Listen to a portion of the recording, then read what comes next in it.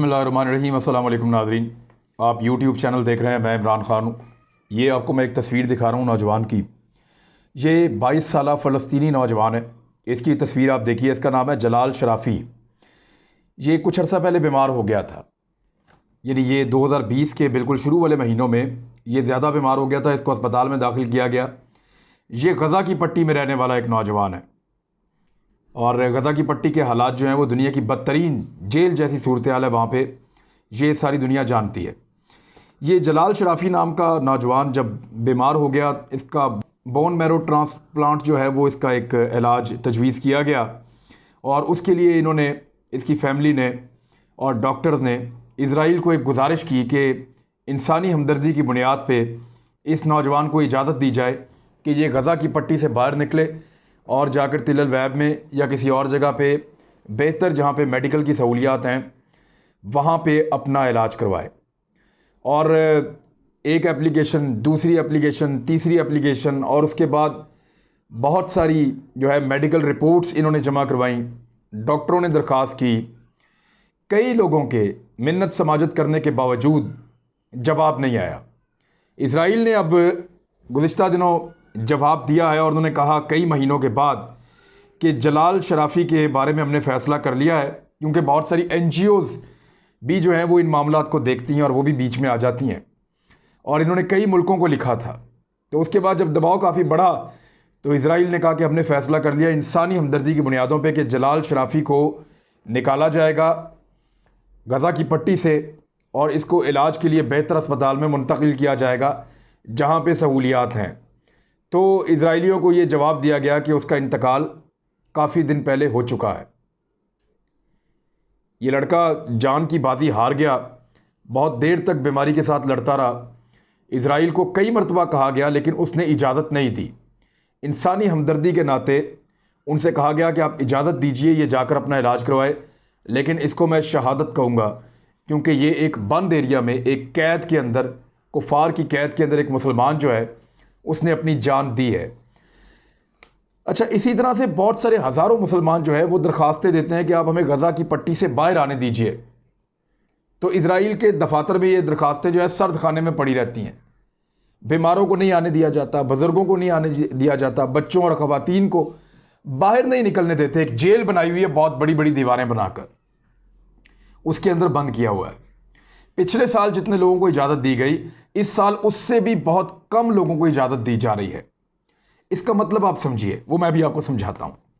दूसरी जानिब यही इज़राइल है जिसने बैरूत में धमाके के बाद, जिसका इल्ज़ाम इज़राइल के ऊपर लग रहा है और ठीक लग रहा है, हिज़्बुल्लाह ने बिल्कुल क्लियरली कहा, हसन नसरुल्लाह ने, कि ये इज़राइल इसमें इन्वॉल्व है, ये एक दहशतगर्दी की कार्रवाई थी।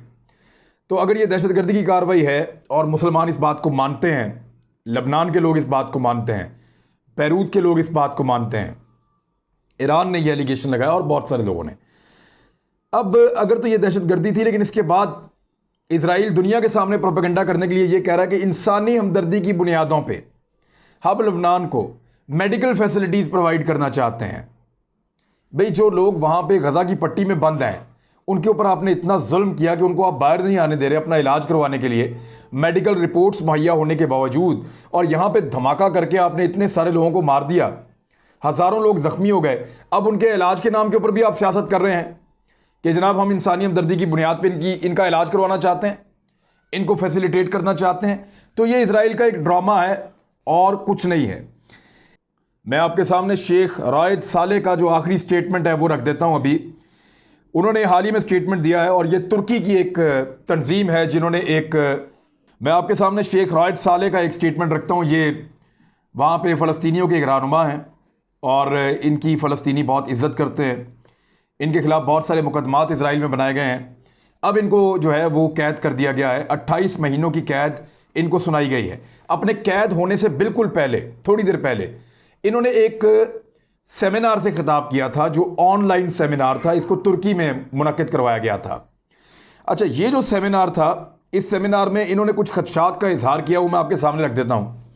इन्होंने कहा कि मस्जिद अक्सा को घेरे में लेने का इजराइल प्लान बना चुका है और उसके ऊपर काम कर रहा है और उसको पहले अलग थलग करेगा बाकी मुसलमानों से और उसके बाद उसको शहीद करेगा। ये उनका मंसूबा है। वो अपने इस मंसूबे से बाज रहे। उनके मुताबिक मस्जिद अक्सा को घेरने का, उसको अलग थलग करने का और उसके बाद उसको शहीद करने का एक मंसूबा है इजराइलियों का, नापाक मंसूबा, जिससे उन्होंने कहा कि इजरायली बाज रहें, मुझे कैद कर दिया जाएगा। लेकिन पूरी दुनिया के मुसलमानों को मेरा ये पैगाम पहुंचाया जाए, पूरी दुनिया के मुसलमानों को ये बताया जाए कि इस वक्त यरूशलेम में क्या हो रहा है, इस वक्त मस्जिद अक्सा के खिलाफ किस किस्म की साजिश की जा रही है और यहाँ के हालात और सूरत हाल क्या है। ये बात की है शेख राइड साले ने और उनका ये आखिरी पैगाम है।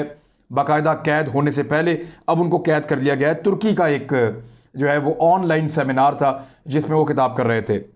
उन्होंने तारीफ़ की दो मुल्कों की बहुत ज़्यादा। उन्होंने कहा तुर्की और मलेशिया जो अपना रोल प्ले कर रहे हैं फ़लस्तीनी मुसलमानों के लिए, उन पे उन्होंने उनका शुक्रिया अदा किया। तो ये एक पैगाम है जो वहाँ से आया और सिचुएशन है जो आपके सामने है कि मस्जिद अक्सा के तहफ़्फ़ुज़ के लिए फ़लस्तीनी मुसलमानों को कितनी कुर्बानी देनी पड़ रही है। और उन्होंने अपने स्टेटमेंट के आखिर में ये कहा था शेख साले ने कि इससे मुसलमान कभी भी दस्तबरदार नहीं होंगे, मस्जिद अक्सा की जो हिफाजत की जिम्मेदारी है उससे कभी भी दस्तबरदार नहीं होंगे, हम पीछे नहीं हटेंगे। अब आप ये देखें कि दुनिया के अंदर किस किस्म का प्रोपेगेंडा चल रहा है और इजराइल कैसे लोगों को इस्तेमाल कर रहा है। मैं आपको बताऊंगा कि पाकिस्तान के खिलाफ कैसे इस्तेमाल कर रहा है और पाकिस्तानियों की जहन साजी के लिए क्या काम किया जा रहा है। क्योंकि इजराइल को अगर ख़तरा है पूरी दुनिया में किसी से, तो वो सिर्फ और सिर्फ पाकिस्तान से है। क्योंकि पाकिस्तान वो मुल्क है जो एटॉमिक पावर भी है, जिसके पास बड़ा ज़बरदस्त मिसाइल टेक्नोलॉजी भी है, जिसके पास अपनी एक खुद कफील किस्म की एयरफोर्स भी है और इस्लामी दुनिया की एक बड़ी फ़ौज भी, और उसके अलावा वो इजराइल को तस्लीम भी नहीं करता और फ़लस्तीनियों की आज़ादी के लिए एक अलमबरदार के तौर पे इस दुनिया में मौजूद है।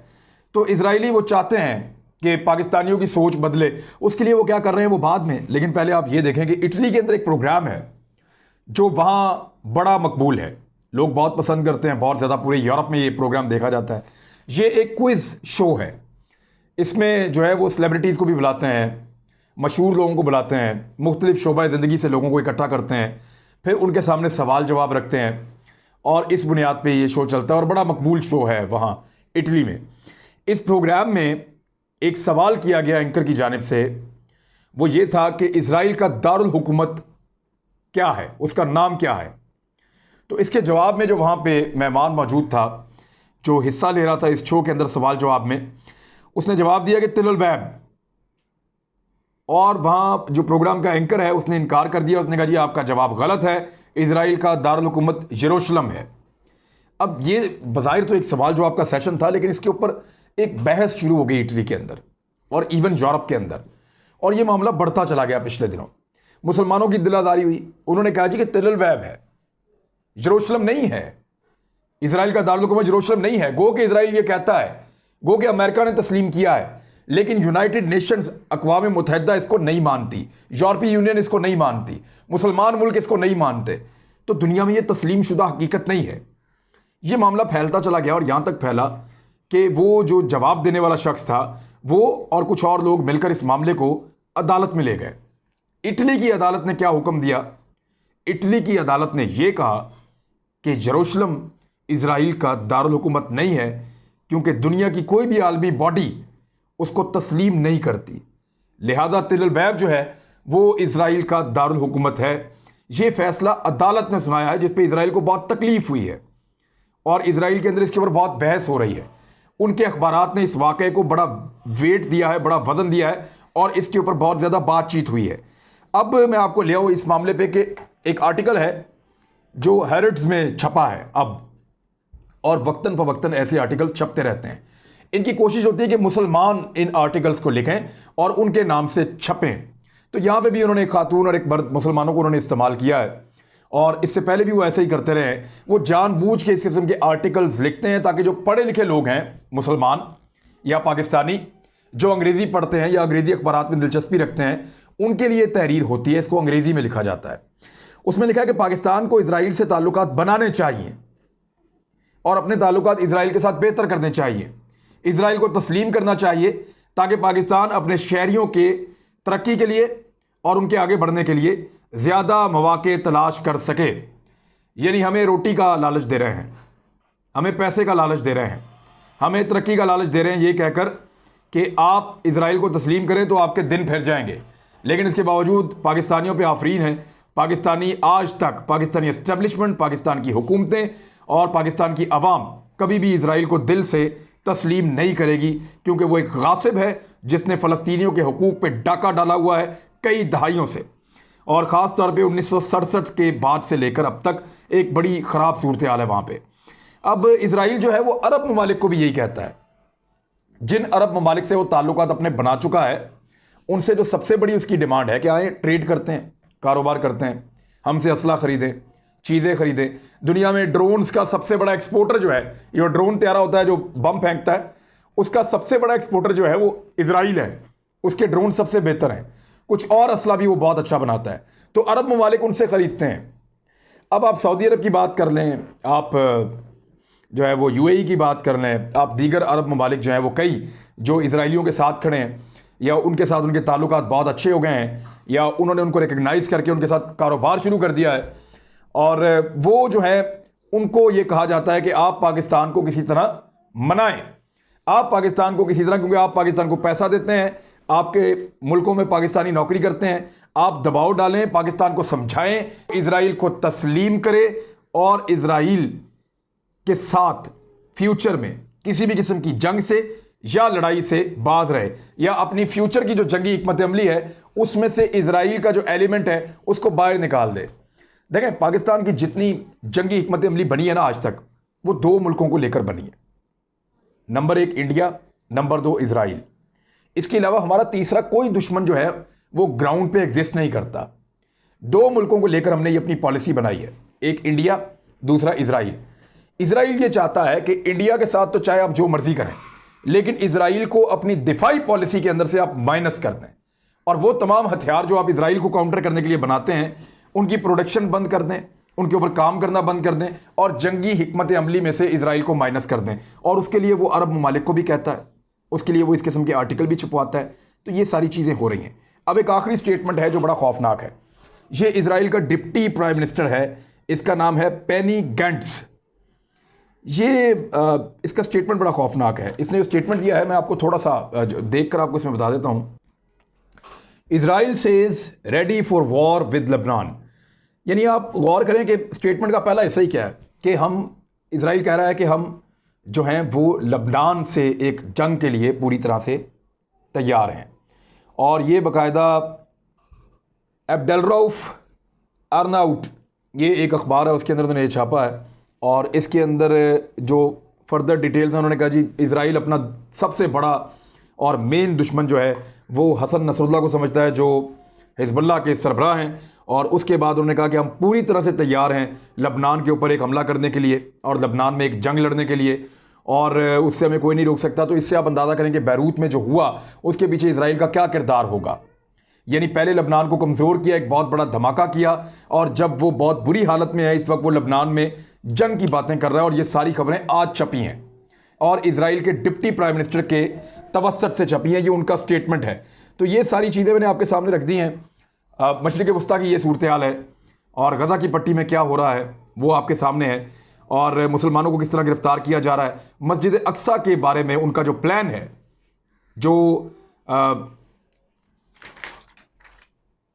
जो शेख साले ने बताया अपनी गिरफ्तारी से पहले एक सेमिनार में, वो भी मैंने आपके सामने रखा कि वो मस्जिद अक्सा को पहले अलग थलग करना चाहते हैं, वहाँ तक मुसलमानों की आमद को रोकना चाहते हैं और उसका एक घेरा डालेंगे और उसके बाद फिर उसको शहीद करने का मंसूबा है।